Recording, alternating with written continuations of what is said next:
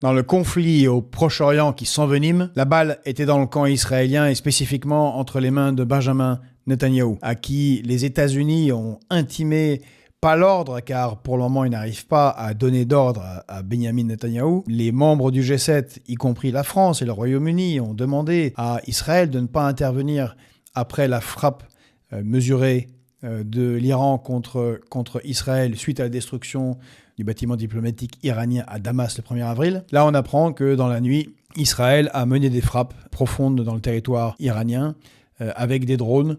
C'est encore assez peu clair l'état des dégâts et quel type d'attaques ont été menées et pourquoi elles ont été menées en Iran.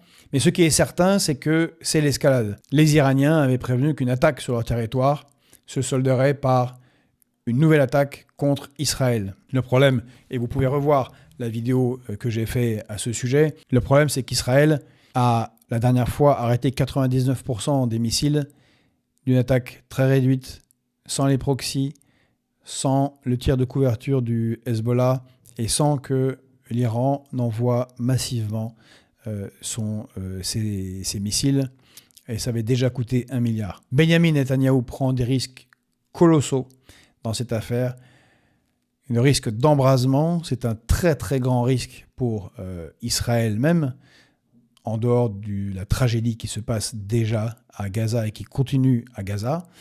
Mais voilà, Benjamin Netanyahou est sûrement un des dirigeants israéliens qui a été le plus corrompu et qui est menacé, si la guerre s'arrêtait, d'être démissionné par le peuple israélien et de finir en prison avec son épouse.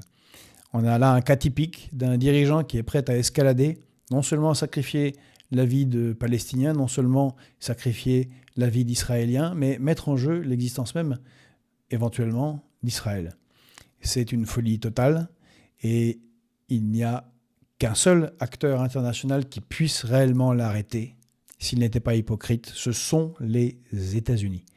Il suffit qu'ils mettent à exécution leurs menaces, ce qu'ils n'ont jamais fait, au moins depuis 1967 et la résolution de l'ONU qui demandait la création de 2 États, un État israélien et un État palestinien sur les frontières de 1967. Depuis, toutes les fois où Israël n'a pas respecté une résolution de l'ONU, ils ont toujours été soutenus par les États-Unis qui en plus leur envoient des munitions et des armes qui permettent de continuer la guerre à Gaza. Sans les États-Unis, ça s'arrête.